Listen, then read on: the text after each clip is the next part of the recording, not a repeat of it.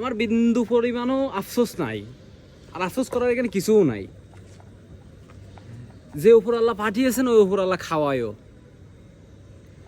আপনার যদি দাদার থাকে আপনার বাপে পাবে, আপনার বাপের থাকলে আপনি পাবেন। আপনার যদি বাপের নাও থাকে আপনি নিজে গড়ে নিতে পারবেন। সেই শৈশব সম্পন্ন ক্ষমতা আল্লাহ আপনাকে দিছে, এটা মাথায় রাখবেন। আর আমার কথাটা হচ্ছিল, শোনেন, আমার দাদা ছিল কিনা আমি জানি না, কিন্তু আমার বাপের নাই, আমারও নাই। আল্লাহ দিলে হবে, না দিলে নাই। আমারও তো এরকম বিল্ডিং করার ইচ্ছা নাই, এরকম সুখে শান্তিতে থাকার ইচ্ছা নাই। যেভাবে আসি আল্লাহ যেভাবে যতটুকু নিয়ে যাই ওইভাবে আমি চলতে চাই। তাছাড়া বিল্ডিং গাড়ি বাড়ি আমি কিভাবে করব আমি জানি না, কিভাবে করব বা আমি কিভাবে চলবো আমি কিছুই জানি না। আমি এতটুকুই জানি, আমি যেভাবে যাচ্ছি এভাবে চলতে থাকি। উপর আল্লাহ যতটুকু যেদিকে দিয়ে নিয়ে যায় সেদিকে নিয়ে যাক। আর এই অনেকেরই ছিল, দাদা ছিল তো বাপে পাইছে,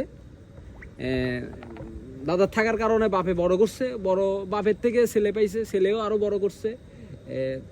তারপরে সুশিক্ষায় শিক্ষিত হয়েছে, দেশের বাইরে যায় ডিগ্রি অর্জন করছে, লেখাপড়া শিখছে, সুশিক্ষিত শিক্ষিত হয়েছে, বড় বিজনেসম্যান হয়েছে, টাকা পয়সা ইনকাম করতেছে অনেকভাবে। টাকা পয়সা আরও মানে হয় না যে 10 তলা একটা বাড়ি করছি তো আবার একটা 20 তলা করতেছি, আবার আর একটা 30 তলা করতেছি, এরকম।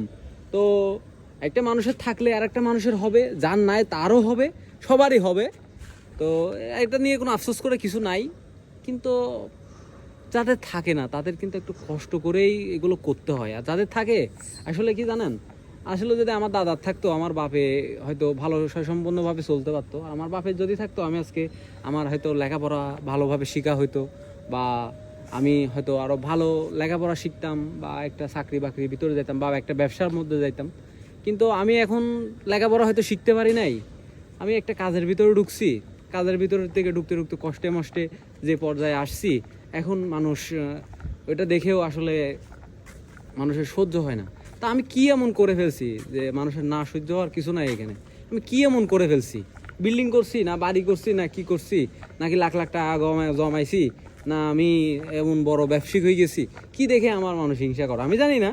আমার মানুষ আল্লাহ আমার এই সুন্দর চেহারা দিছে, বা সুস্থ আছি, হাত আছে পা আছে সববারে সুস্থ আছি, হেঁটে চলে বেড়াইতে পারতেছি, এটা দেখে মানুষের সহ্য না কিনা আমি জানি না। দেখো ওপর আল্লাহকে বলবো এই খোলা আকাশের নিচে দাঁড়িয়ে একা একা, এটাই বলবো, আল্লাহ তুমি সবাইকে দেখো, আর সবাইকে সবার মতো করে দেখার তৌফিক দানটা তুমি করে দাও আল্লাহ।